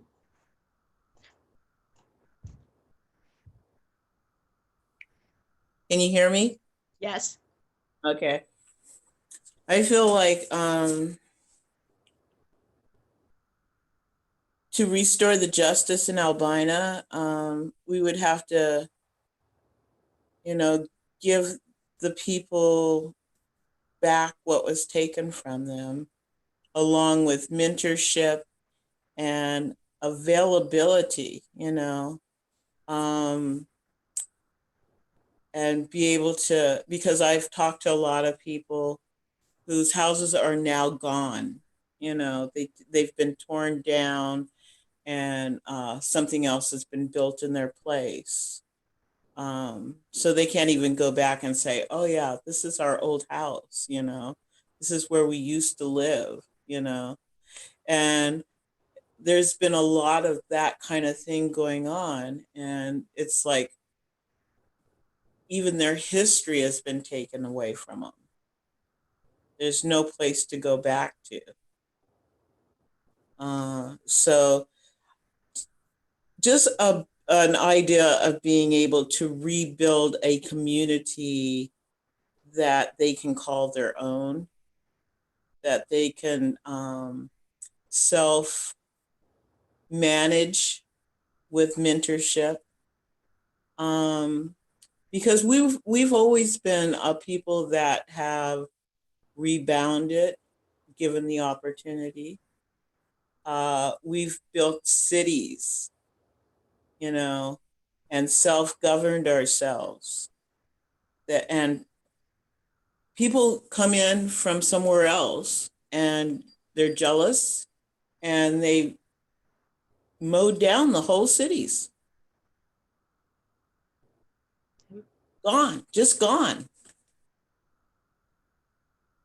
So it's an idea of being able to just be able to be ourselves and be able to interact with each other. Right now, people are scattered everywhere. The community that was here is out in places where we weren't even allowed. When I was a youngster, you couldn't see a Black person in Gresham. It was unheard of. You wouldn't see a Black person in Sandy, Oregon. It was unheard of. In Estacada, any of those places. And we're scattered to the wind. And we don't have the interaction of being together. And that cohesiveness has torn us apart and wrecked our sense of being able to stand on our own and have a community of our own. Every time we do get in a place where we have a sense of that, something happens. In the 70s and 60s, they decided that they were going to integrate the schools. They bust our kids, the smartest kids, out to all these white schools and still kept them segregated. And, were not very nice to them in those schools. And that's what they called their integration. And they had to put up with that. And so, I mean, we've been a beat down people for a long time. And it's going to take a lot to rebuild our community because it's taken a lot of years for it to be destroyed.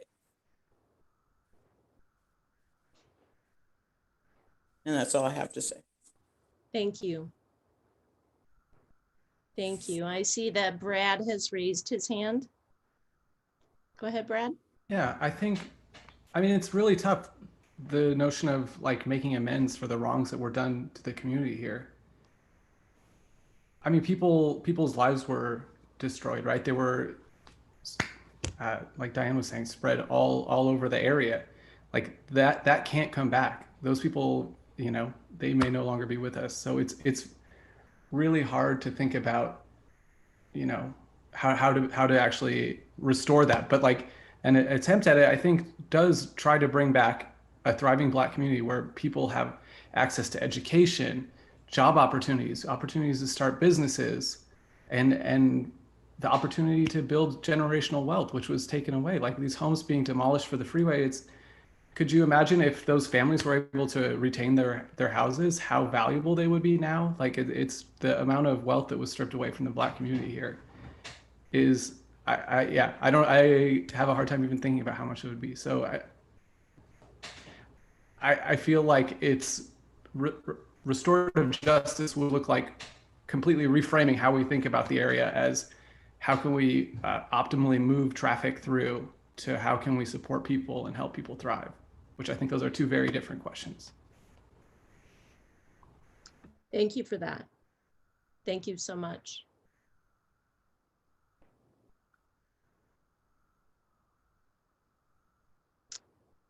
So I suggest that we take a 5-minute break. That you can step away for 5 minutes. We'll be back at 7:12. Did I do my math right, Susan? Okay, go ahead, make your screen go black and come back at 7:12, pretty please.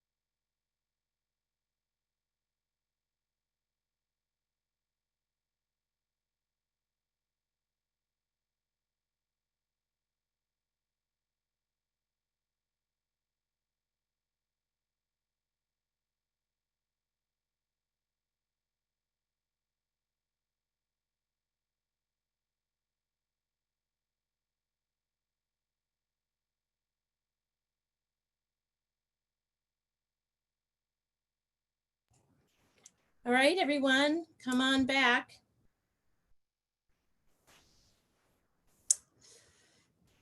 We have a couple more questions to go through.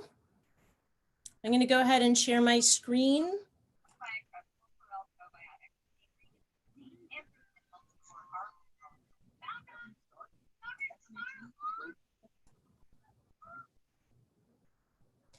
Susan, can you help me share my screen? Oh, here we go. Very good. Thank you. All right. I'd like to take some credit there, Christine, but that was not me. No. You're just magic. That's it. That's what it is. Just wave my I say your hands. name and it's like poof. That's it. All right. Our next question is, if you were the architect of this work, what would you do to achieve the goals that we just talked about? I'll put on the timer for 1.5 minutes and ask you to reflect, and then let's have a conversation.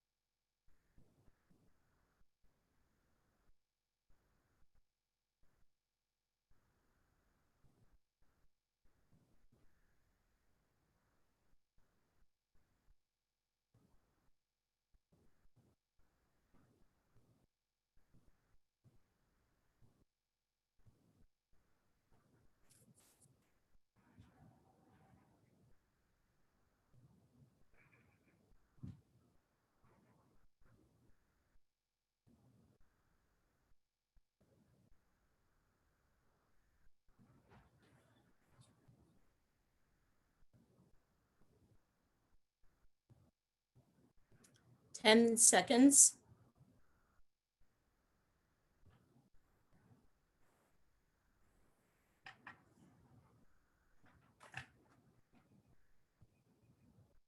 I'm going to stop sharing and invite us to continue having our conversation.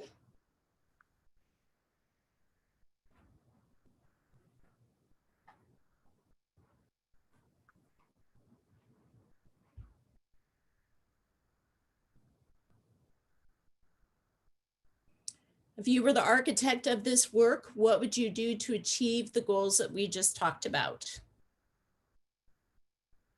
Brad.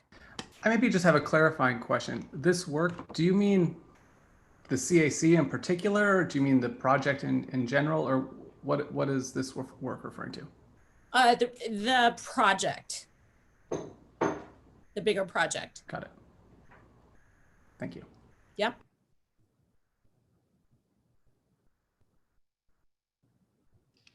Can you just repeat the whole question now that we have that clarification? Sure. If you were the architect of this work, what would you do to achieve the goals we just talked about?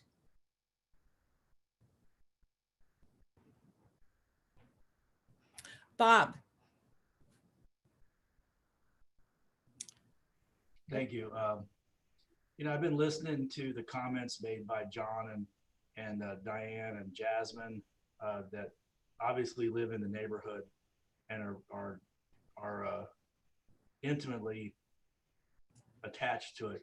So let's assume this project goes forward. Number one, build it with a community benefits agreement attached to it, or it's built under that with a high road delivery. That means that all the jobs on that project would be prevailing wage. Of course, they will be prevailing wage, but there would be opportunities for apprenticeship and longer term, careers. Tie it, and also under that community benefit agreement, there's funds that are a portion, maybe a 0.5% of the project or 1% of the project cost would go to resources for the community, for technical assistance, for creating businesses or creating companies of different sorts and everything. An opportunity for that. You know, tie the cover they're looking at. That's an aspirational or you know, picture of what the top of it would look like, but tie it in with the community, that so that it blends and also you know, it's a part of the community, so it can be used in a productive manner. But the biggest thing is, I think, you know, find out what the community wants. I don't live in the community. I did work at Portland Public Schools there for 5 years in the Blanchard building. But find out what the community wants and then provide the resources for that to happen. So thank you very much. Thank you, sir. Thank you. Brad? Yeah, I mean, so if I were the architect of this work, I would feel a sense of wanting to go back to the start and really like reframing it with those priorities in mind. It seems like there have been like little tack-ons here and there, like, oh, there's people in Portland who want bike lanes, let's tack those on after the fact. Or people want, you know, oh, they want like a sense of community, oh, let's put lids that we can build a little something on, or a park. Or so it feels like the freeway is the priority and everything else is tacked on. So if I were the architect, I would go back, I would say, what are my values? What do I want to do? Do I want to achieve restorative justice? If so, let's start there. Do I want a jobs program? That's a totally valid cause. There are great ways to create more jobs than with freeway construction. There are ways to create sustainable jobs. So trying to think about the goals and how this project would meet those would be what I would do if I were the architect. Thank you so much. Salmya. I just really want to second that comment. And what I wrote down is that as somebody who works in the design firm, it goes higher than the architect, right? And well, I guess it depends on how you define architect, but it goes higher than the architect. It gets to who's directing the goals and the funding of the project and what is the purpose at hand. And I'm really inspired to hear from all of my fellow CAC members about all of the really important issues that we really need to be addressing right now. And freeways don't sound like one of them. It's, you know, we're talking about housing, we're talking about reparations, we're talking about healthcare, mental health care, about truly the community that was most impacted leading the discussion about what needs to happen, environmental justice, education. And I really think getting to what Bianca is saying, like, it doesn't, we need to be able to afford to think radically about this. So that's all I wanted to add. Thank you. Thank you so much. John. Yes, thank you. You know, after being in this work for a number of years, you know, community development, urban studies, all that kind of stuff. You know, what I've come to realize about, you know, there's the technical aspects of some of these jobs, and I watch, you know, white America, you know, it's a job, it's a task, you know, let's just get it done. You know, we got to build a freeway, just go build a freeway, X, Y, Z. And what I've become fascinated by is that what's become different about the work is that this is the first time, the first state that I've ever seen where there is some type of emotional underline attached to the project, to a project. It's a toad, there's an underlying trauma related to this kind of situation.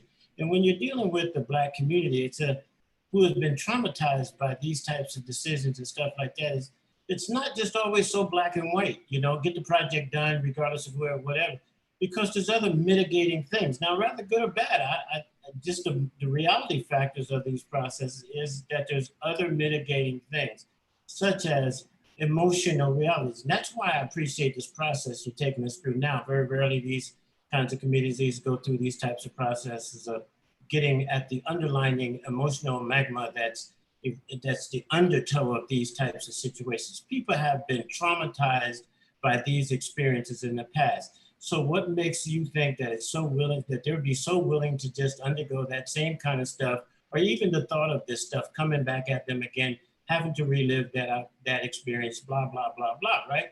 So that's the underlining tone that's in this, is that there's somehow or another, there's an emotional trauma that needs to be addressed, along with the realization of, and first and foremost, acknowledging the fact that we've done some wrong in that community. So let's see how we can approach that a different way, okay? And not just necessarily continue to add any more damage. So the first thing I would do is to stop adding any more damage. I don't care what it is, what kind of damage, we don't add no more damage to the people, okay? And then the next thing is that I would look at other alternatives, you know, and here's the biggest problem. There are other alternatives that can be looked at in this process. So why are we just trying to force a road through someplace when we can talk about other things? There are other opportunities that will rise us above, elevate us above this turmoil in this area of having to go back through, move properties, claim this, do this. You know, we can maybe just ride above it. Maybe we can go to high-speed rail or something like that. Other options, other alternatives, you know? And then the next thing I would do is to begin to look at the economic advantages. People understand the upside of a deal.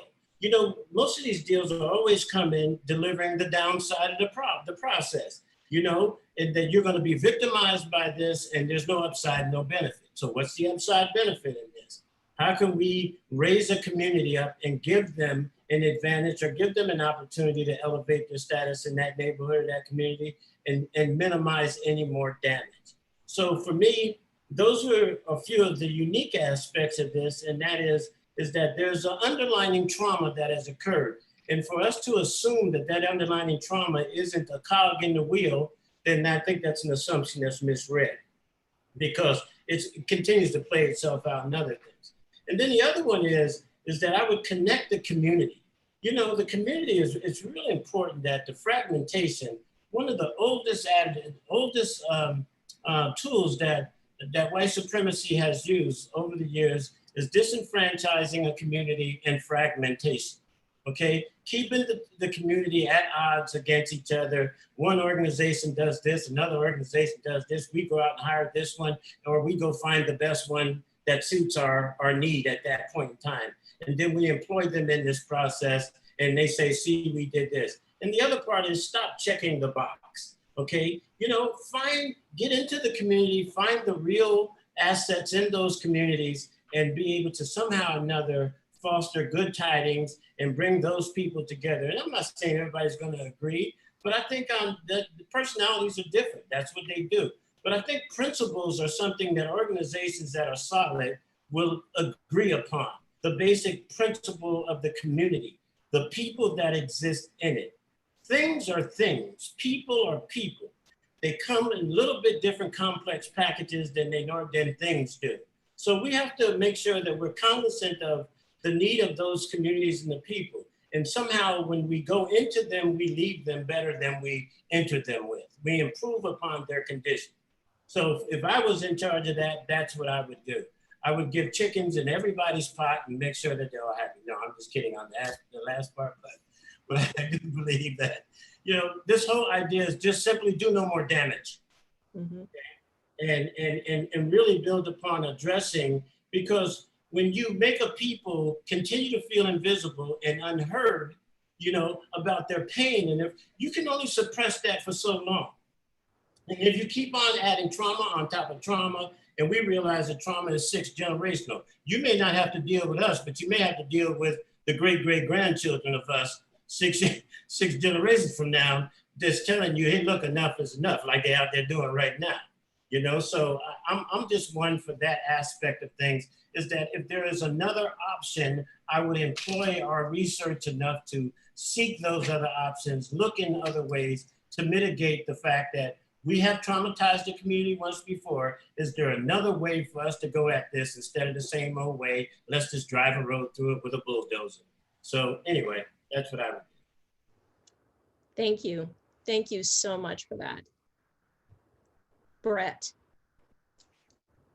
Yeah, I think something I'm thinking about as I listen to folks, and I think folks like John and Brad and others have made really good points, is that in A Thousand Friends, we do land use advocacy, planning and land use advocacy. And the first thing that we always emphasize, I think, is community engagement before you do any sort of planning. What does the community actually want? And I feel like the process that we're playing out right now is sort of the community engagement and the frustrations felt in the community coming after the project has already been designated in many ways. And it feels sort of like bashing your head against a wall, I think, as many folks have sort of said in a variety of ways.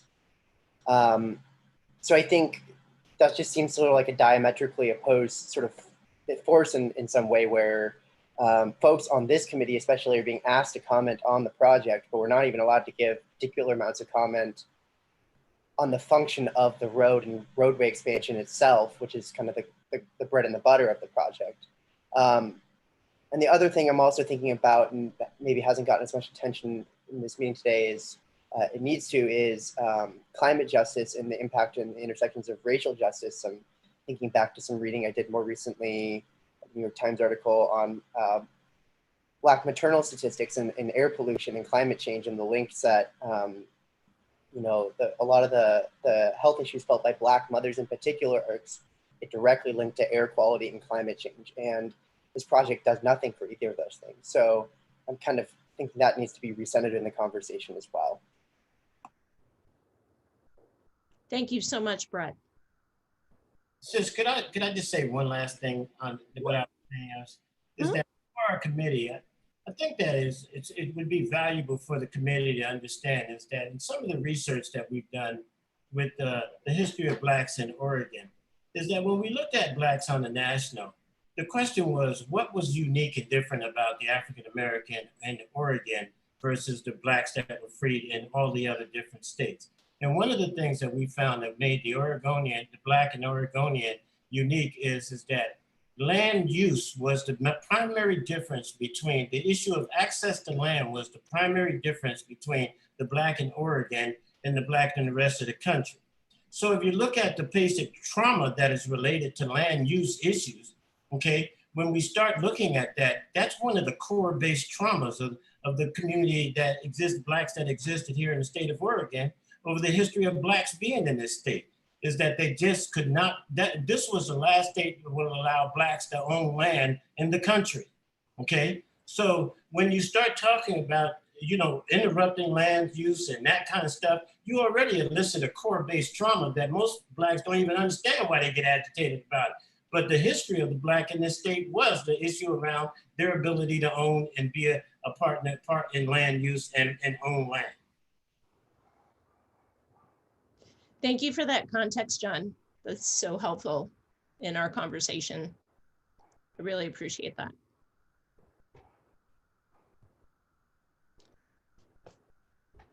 Okay, so I'm going to move us on to our last question. I'm going to share my screen.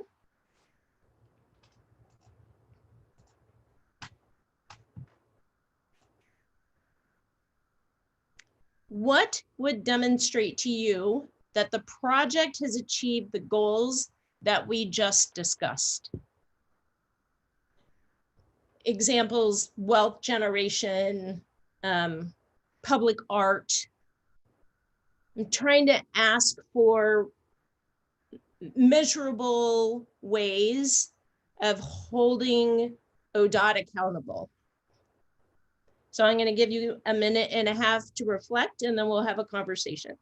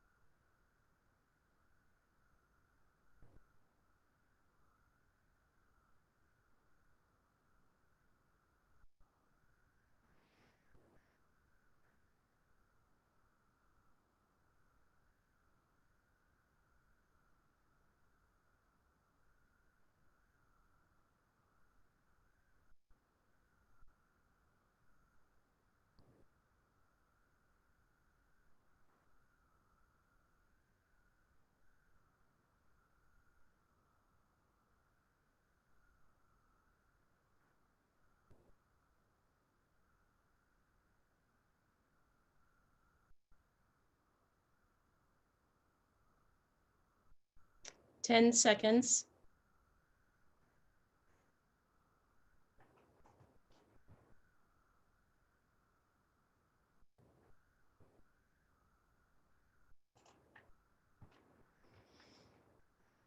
Okay, our last question. Thank you for holding forth and participating. Again, what would demonstrate to you that the project has achieved the goals we just discussed?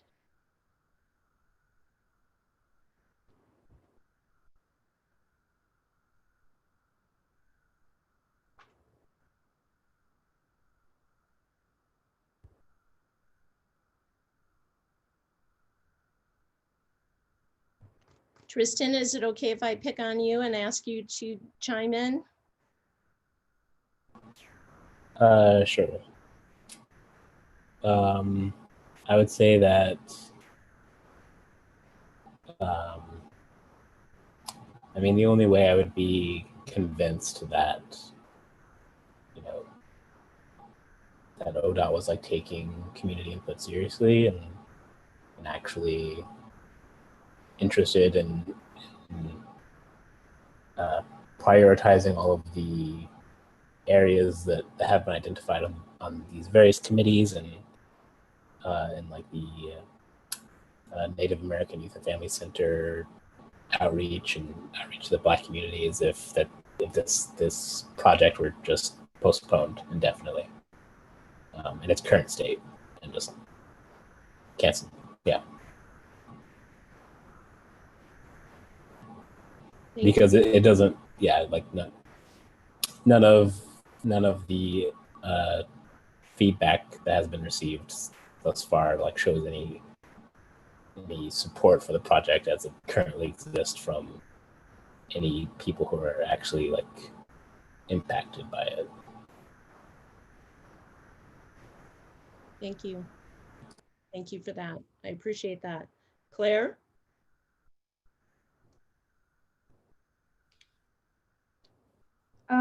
One of the goals that we heard from the committees that Will and Janelle talked about and from CAC members was environmental justice, climate change, that umbrella group of goals. And I think a measurable way that we could show that we've addressed that is to do the project that shows the most reduction in emissions. And that is where congestion pricing is one of the options that's looked at before we build anything, where the emissions calculations that are done for the project are done in good faith without including other projects that haven't been built yet, like the Columbia River crossing. Also taking into account all the other transportation improvements that could be made to reduce emissions, like extending light rail along the corridor. Yeah. Thank you, Claire. Thank you so much. Steve?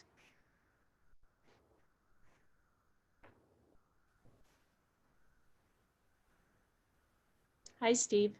I would second what Claire just said. The two pieces that strike me as being that would demonstrate a commitment to restorative justice in this community are one, doing tolling first, making congestion pricing a priority before we proceed with this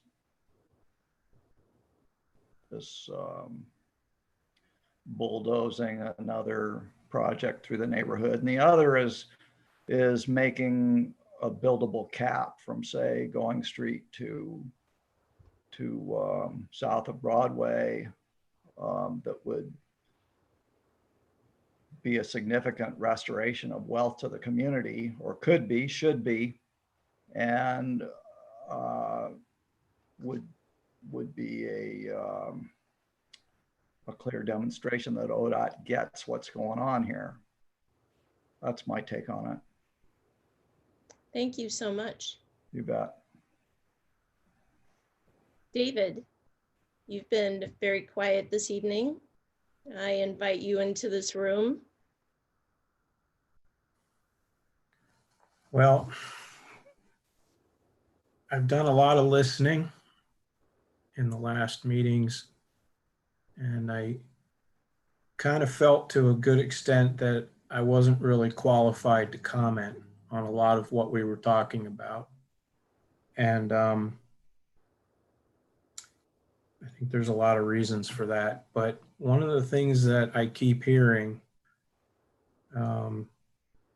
almost thrown into the picture as some sort of incidental is that we just don't need to add bike lanes. And bicyclists are inherently this or inherently that. Well, when this meeting wraps up, I'm going to ride my bike home, and it's unfortunately, it's a death-defying act for me to get home from work. And if I have to run an errand, it's a death-defying act.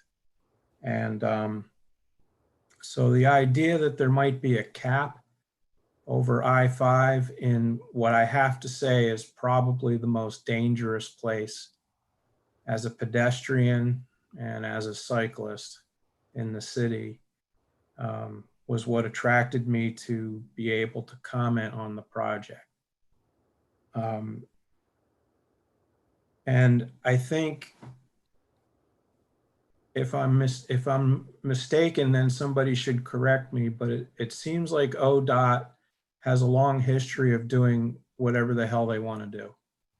And so if they're going to do this thing, and it's unfortunate that it's not more enlightened, if this cap is going to get built, at least you could take a part of the city that was destroyed, that destroyed communities. Unfortunately, they destroyed communities of color, which is really unforgivable. But now here's a chance to maybe do something a little bit constructive. And that probably is the limit of my, or the scope of my vision.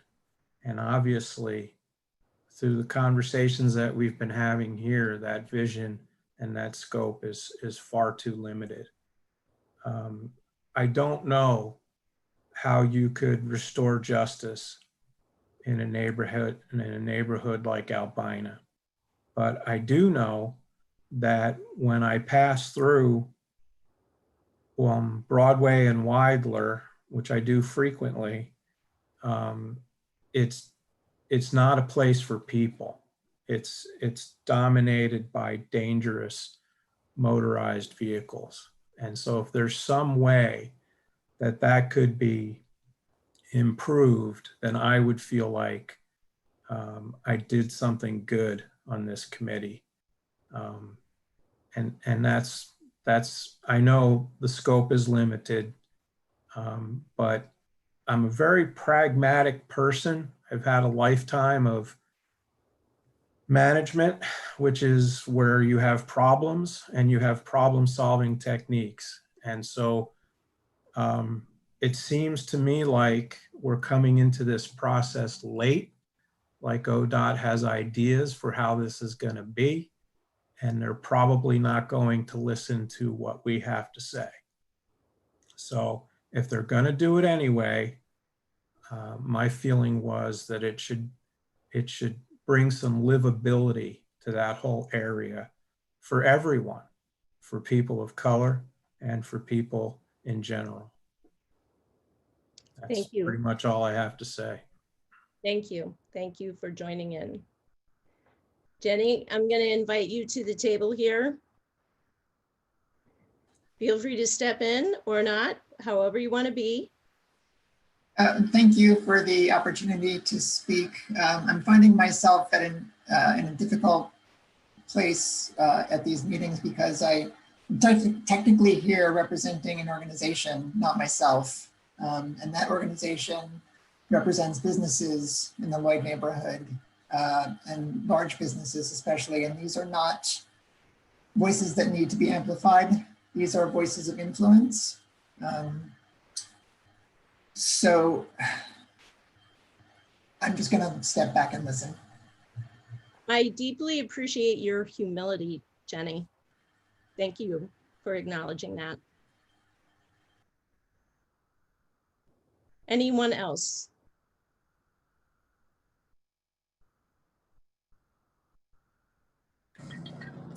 Yeah, Christine, this is Bianca. Yes.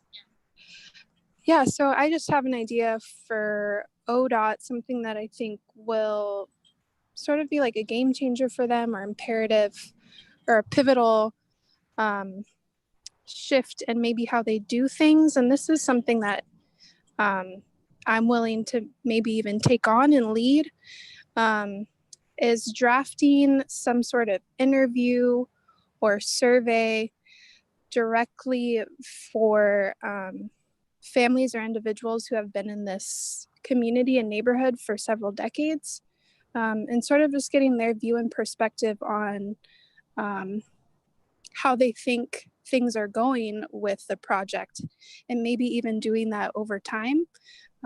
You know, maybe doing it 3 months from now and then another 6 months or so we can look at that data over time, seeing, you know, have their opinions changed over time? Have they gotten better or worse?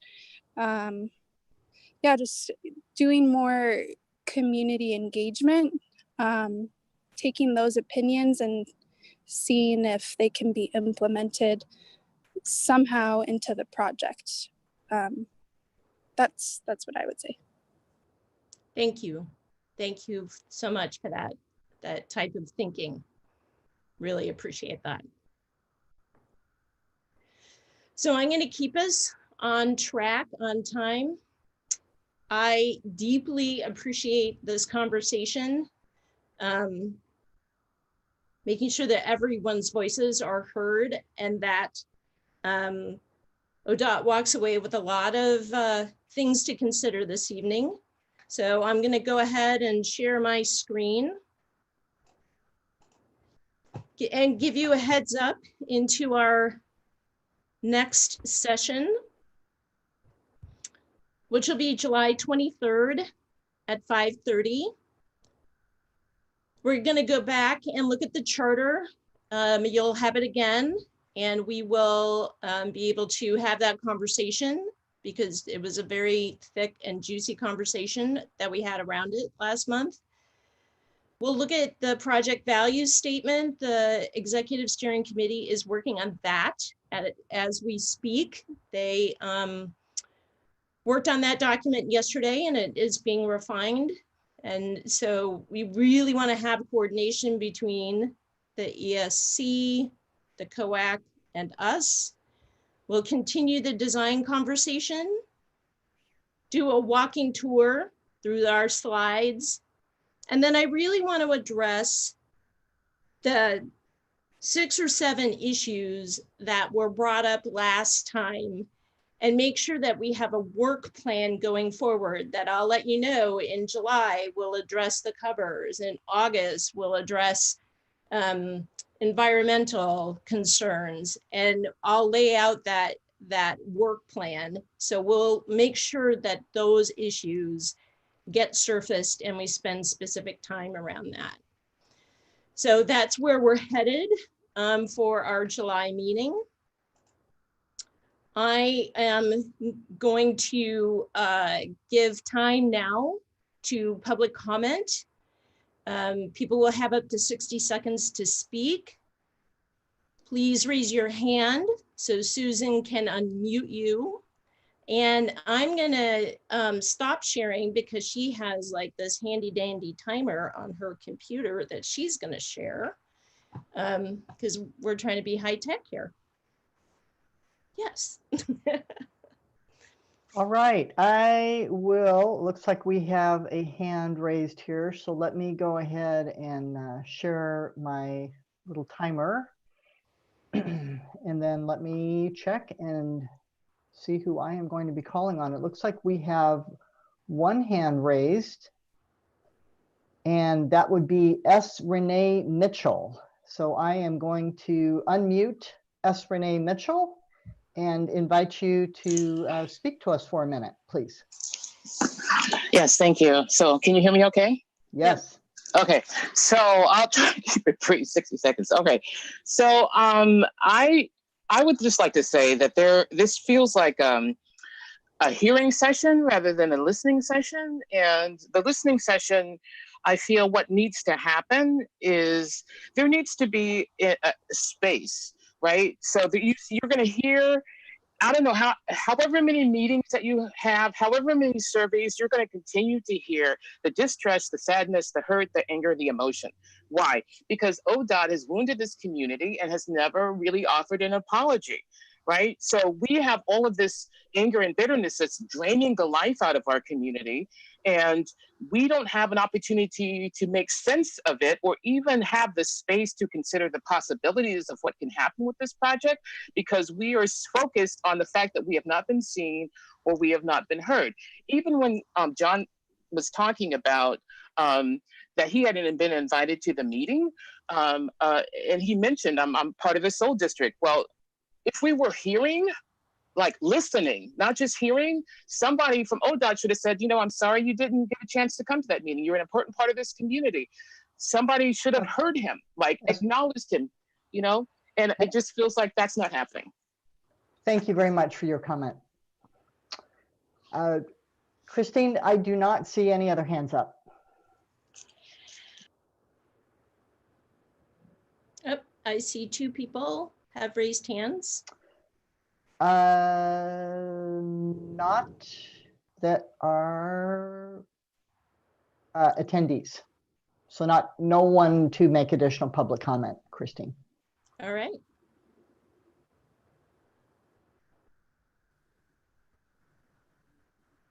Then I think we can, I think Claire. Yeah, Claire's hand was up, yes. Yes, then we can go back to Claire if we have no other public comments. Not seeing any other hands. Okay. Thank you, and I hope I'm not taking time away from something else. I just wanted to get in here with another, you can cut me off if you need to.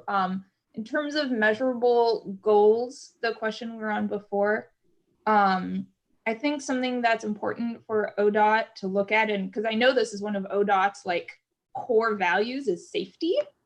And I think that's something that we can probably measure, is how safe do people feel in the area. And that's like, yes, how safe do they feel driving, but how safe do they feel biking? How safe do they feel walking? How safe do they feel on transit or waiting for transit? How safe do they feel like just being in the area? Like, what if they're a Black person and a cop comes by? Like, that's a huge safety issue that I don't think this project is addressing at all. And that's something that we should probably focus on. Thank you so much, Claire. John. As in closing, you know, there's a couple of things that I've heard that was disturbing to me a little bit, and that is this perception that this committee is impotent. And something is very troubling about that, because, you know, if you don't know it or not, there was a first run at this before, okay? And I believe that we are now a recycled group that was the first run at this. I don't necessarily believe that you are as handicapped in this situation as you perceive you are. You know, we have just as much influence here as we decide we're going to take to have, you know? And so I don't believe that you are as impotent as you believe that you are, that you might think that this committee is. If we get ourselves together and we get ourselves positioned in such a way, I think that we can move some things if we choose to want to do that. Thank you.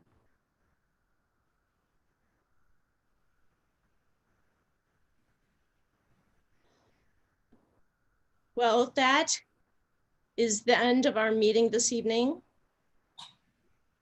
I truly appreciate your participation. I have brought my whole self forward to really try and offer this opportunity for ODOT to listen deeply. I truly appreciate your participation, and I will be in touch with you for our next meeting next month. Thank you and good night.